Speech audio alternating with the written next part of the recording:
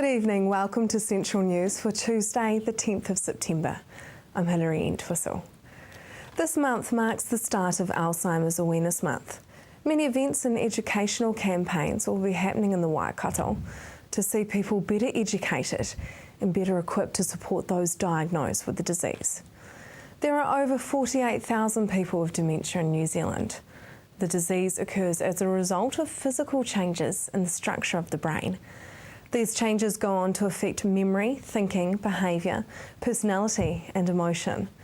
Symptoms will gradually worsen over time. Jane Kay from Alzheimer's Waikato says this month is extremely significant to the Hamilton community and offers support for families and individuals dealing with the disease.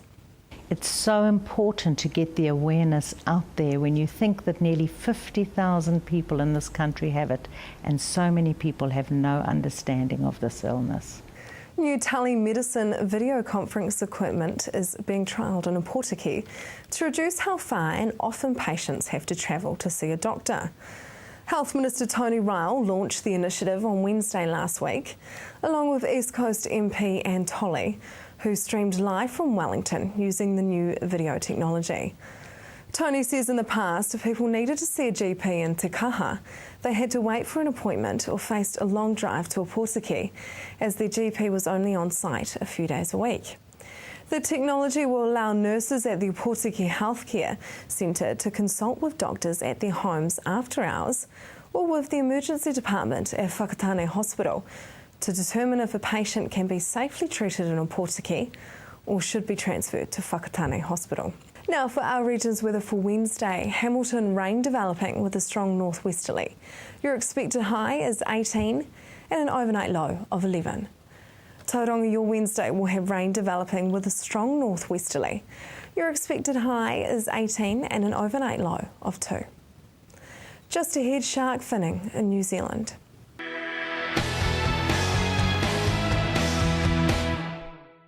Welcome to Central News on TV Central. Greenpeace is pushing hard with its latest campaign to see shark finning banned in New Zealand. Although shark finning is banned in almost 100 countries and states, New Zealand law still lets fishers catch a shark, cut off its fins and then return its body back to the ocean. Our neighbours Australia and many other Pacific nations have banned the practice, so Greenpeace are rallying New Zealanders to play their part in ocean conservation. We caught up with Riley Elliott, who is an Auckland-based scientist and a member of the New Zealand Shark Finning Alliance, to find out just what has been happening in New Zealand waters. So what's currently happening in New Zealand waters? How many sharks are being lost to this practice every day? Unfortunately, over probably 400 a day, highly migratory species. We know that for blue sharks alone, about 125,000 a year. That's 1 million kgs of sharks killed every year for fins. And why the fins? What makes them so special? Unfortunately, they're seen as a bit of a delicacy for shark fin soup, which is an East Asian dish that used to be served to emperors as a form of wealth and prosperity, because sharks were so scary and sought after. And unfortunately, as wealth has grown a lot in China recently, so has the demand for shark fin soup. And we're talking millions and millions of people in China and East Asia now who are pretty wealthy, and therefore the demand has skyrocketed. So unfortunately, the sharks are at the demise of that. Why do you believe that it is so important to see shark finning stopped? It's because of a few issues. Number one, it's extremely wasteful and barbaric. It's up there with rhino horning and elephant tusking, whereby such a small aspect of an animal that is threatened is chopped off, the rest thrown away. And also, and if not more importantly, because sharks are an apex predator that's existed on this earth for 400 million years. And they mould and shape and keep our ocean ecosystem stable. And if you remove them at the numbers that are currently being overexploited, you really run into some huge ecosystem problems. So sharks kill on average 10 people a year compared with 100 million sharks killed by people. So do you think that the stigma, sort of seeing sharks as scary and bad, is sort of making people not be able to see them as innocent or mistreated? Oh, most definitely. I mean, you don't see Save the Shark campaigns until now. It's been Save the Pandas, Save the Rhino, Save the cuddly things. And unfortunately, because of Jaws and the fear people have of sharks now, yeah, they definitely have got a bad rap. Unfortunately, they are such an important part of this world and ecosystem and stability for our oceans that we really need to change that perspective. And that is luckily happening through people doing ecotourism, through people actually showing documentaries about what sharks really are, as opposed to the fake and dramatised Jaws creature that Steven Spielberg unfortunately did so well at portraying. Why is the demand for shark fins globally so high? So shark fins are in high demand because of the money that they're worth in China. A bowl of soup can go for over $100 US. And so it is really the food fit for emperors. Unfortunately, there's a lot of wealthy people overseas now that can afford it. And for New Zealand to export it, it used to be worth a lot of money. It was over $4 million a year. Luckily, that's declined a bit because people are becoming more aware of the damage it is doing to shark populations and therefore the ocean. And in New Zealand this year, it's declined by about 60% of what we export regarding shark fins. And that's primarily because people like Air New Zealand have come on board, realised it's a bad thing to export, and have cut that transport line.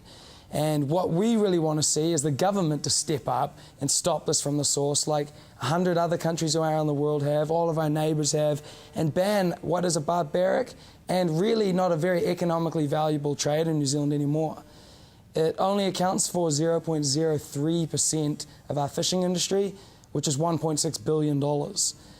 And so when you risk the entire stability of that ecosystem and fishing industry for $3 or $4 million, it's just not common sense. And how important are sharks to the ocean's ecosystem? Hugely important. As we always say, they've been around for 400 million years.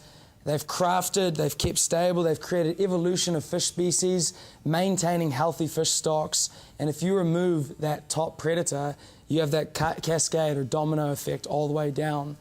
And really in the last 10 years of shark finning, we've really played with that 400 million years of stability. And when we're a country, when one of our biggest exports is fishing, it's not smart to mess with that. Are we at risk of seeing certain species of shark become endangered? Yep, totally. A third of all shark species in the world are endangered now. A third. That's ridiculous. In New Zealand, we have quite a few species that are protected, but not enough.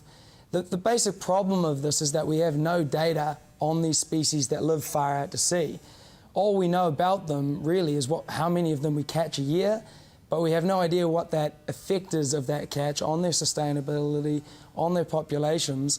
And sharks are so poorly researched that we don't have any concept of what that flow and effect may be. So how are Greenpeace and the New Zealand Shark Alliance working together to see shark finning banned in New Zealand?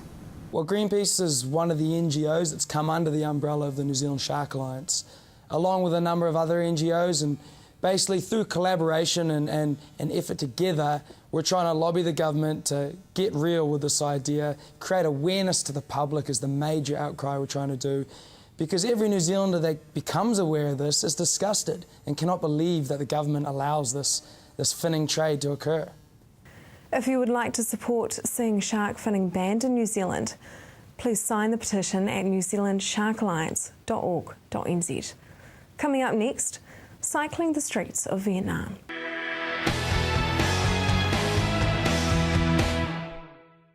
Welcome back.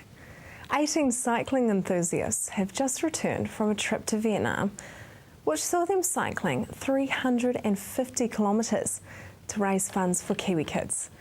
The trip has been arranged by Variety, the children's charity, and from the 17th to the 31st of August, riders cycled over Vietnamese landscapes, visiting local schools, tribes and orphanages along the way. Participants have been fundraising for Variety's Bike for Kids program. Each year, Variety provides 450 deserving or disadvantaged children with their very own bike. Two Cambridge women, Claire Cricket and Lindley Fife, have just returned from the trip of a lifetime. Welcome to the program, ladies. So, Claire, how did you hear about the Cycling in Vietnam trip? Actually, just a totally random experience of flicking through the Cambridge edition and seeing an article about Sarah Walker going to Vietnam. That it was sponsored by the Variety New Zealand Children's for Charity program, and she's a local hero. And I thought, oh, I haven't got my winter holiday organised. Let's do that. And Lindley, that was the same for you? You wanted to do it? Yes, similar. I've always wanted to do some unusual travel, and Sarah's just a local idol that we all just want to support as well. And we'd heard about it and thought, yes, this is it. So tell me a little bit about the trip. So you did 14 days, but 9 days cycling, is that right? About thereabouts. By the time you take a overnight train out of it, and we were lucky enough to have a cruise on Halong Bay. So there's another day, no bikes on the boat there, and some internal flight things. There's probably about 9 days cycling. Yeah, it would have been about 9 days. So it was a really nice variety because it managed to take you into the Highlands, Central Highlands, into some reasonably remote areas west of Hanoi. And as well as that, we had the urban experience, the beach experience, and rural, authentic Vietnam. Fantastic. And because you ladies are both cyclists, keen cyclists anyway, or? Recreational cyclists. So how strenuous was it to do all these different types of terrain? I found it probably a little bit more than Claire because I haven't been riding for that long. In fact, I've only been riding for about 6 months. But no, I think we all coped with it really well. It was very, very hot, but in fact, I think on a bike with a bit of breeze, it was much easier than even walking. I found it way better on the bike because you could create a breeze. Yes. So, like mid-30s, 38, 36.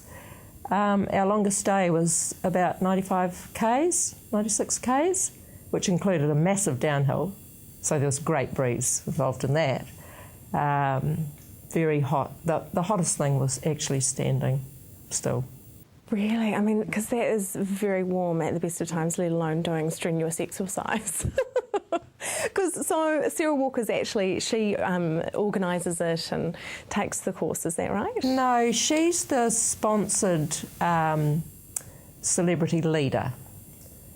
And her role, I suppose, is to assist the fundraising effort and to help focus where the funds go with Variety New Zealand. And also just to provide a catalyst for sign-ups. So what do the funds actually go towards? Bikes for kids in New Zealand. Disadvantaged kids, kids who have got trauma in their lives, kids from low decile schools.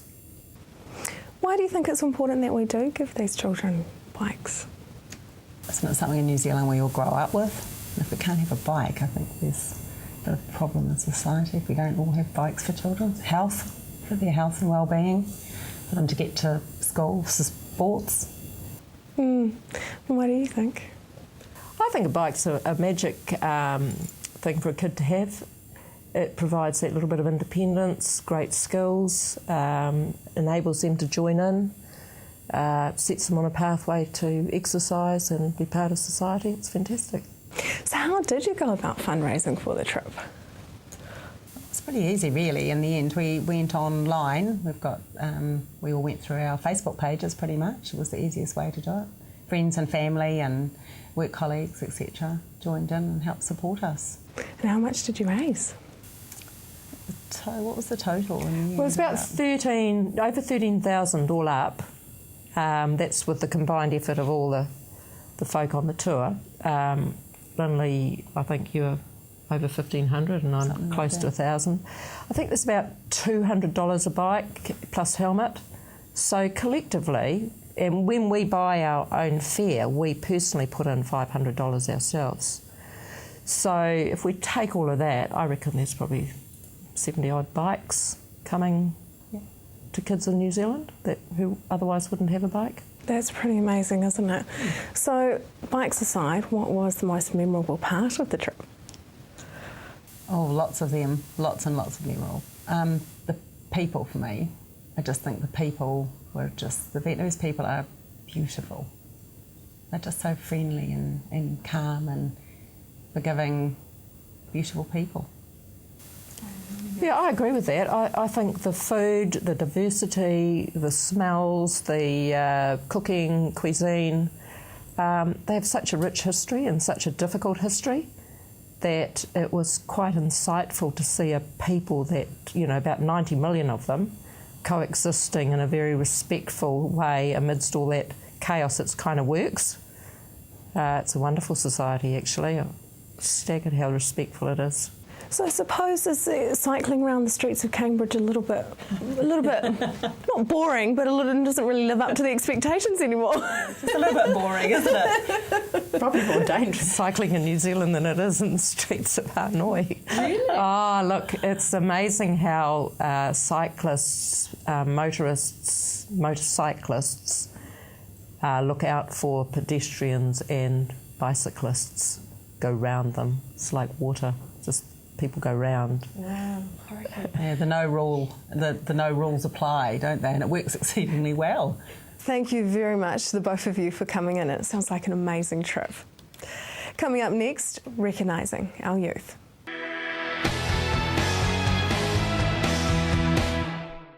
If you have just joined us, welcome to Central News. The Hamilton Youth Council represents the voice of youth aged between 15 to 25 at local, regional and national levels. Working alongside the Hamilton City Council, the Youth Council aims to advocate youth-friendly events, policies and programs. That young people are having their voices heard and proving that youth should have a say in shaping the city they live in. One way of seeing young people get recognition for their contributions to the city is the annual Recognise Youth Awards. The awards showcase the contributions of youth aged between 12 to 24 and what they make to the Hamilton and its community. William Lewis of the Hamilton Youth Council tells us more. So when are the awards and what will the night involve? Yeah, so the Recognise Youth Awards will be on the 12th of December this year, and they happen annually. We've been doing them for quite a while, and they've been growing in prominence as well over the years. In terms of layout, it's as you'd expect an awards night to be, really. There's nominees for each category, and then there's a finalist in each category, and then there's a Supreme Award out of all the finalists. Yeah, so as you'd expect an awards night to be, but there's also quite a nice youth element to it because it's for youth, by youth, and quite a special community feel. What sort of contributions get recognised at the annual Youth Awards? Yeah, well, it's predominantly recognising youth that make contributions, significant contributions to the community. So that's sort of a point of difference with Recognise, is that it acknowledges work that youth do that benefits others as well, rather than just individuals. I've wrote down the categories. There's a Beat Street one, which is for arts and music, so culture type one. There's an Enviro Award, so working towards environmental sustainability of Hamilton.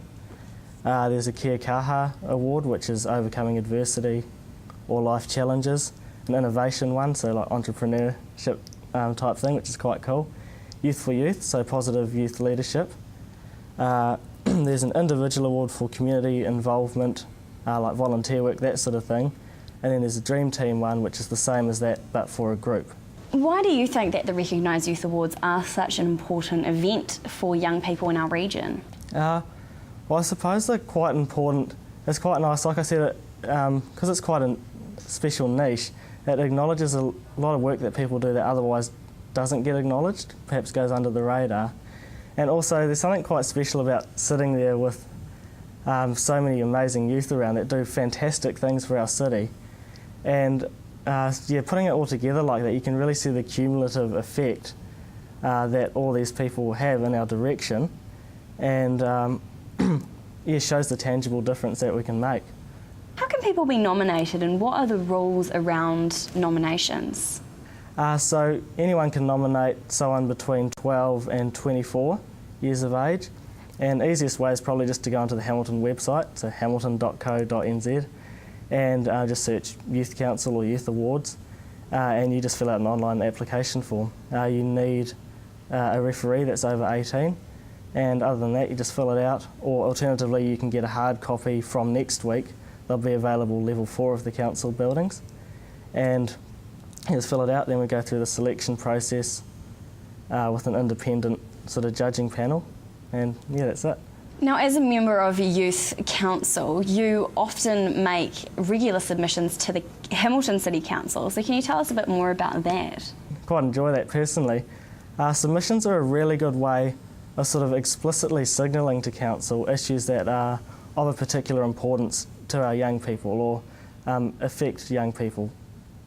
So, for example, we're currently working on submissions for an ongoing review of the Hamilton Gardens, and we do things like the annual plan and that sort of thing. And yeah, quite often we focus on, instead of looking at sort of a holistic overview, we put our comments in, but primarily we focus on the key aspects of each issue. And yeah, so council can get an idea from us of what to take into account, what could be improved and what to keep doing when they're making decisions. How many people currently make up the Youth Council, and how do you select your members? Currently there's 15 youth councillors. We're required to have 15 to 25 at any time. And youth councillors are just any 15 to 25 year olds as well. And we have a recruitment process once a year. This year it's going to kick off 13th of October. And anyone can put their name forward. They go through an interview process with youth councillors and with council support staff. And then we just sort of look to fill in any holes we might have in terms of skill set. And more importantly, we're always trying to broaden our sort of base group so that we can really have as broad a representation as possible. Nominations for Youth Awards can be made online at hamilton.co.nz/recognise, and they close on the 31st of October 2013. For more information about the awards or to get involved with the Youth Council, visit hamilton.co.nz/Youth Council. That is the news for today. Central News will be bringing you a local body election special soon. We will be holding a forum with the mayoralty candidates from our councils. Those councils are Tauranga City, Hamilton City, Western Bay Plenty District, Matamata Piako District, South Waikato District, Waikato District, Waipa District, Waitomo District, and Thames Coromandel District. We will be putting viewers' questions to the candidates, so email us or send a message on Facebook of the questions you want answered from your potential new mayor. I will be back tomorrow night with more guests from in and around our regions. I'm Hilary Entwistle. Have a lovely evening.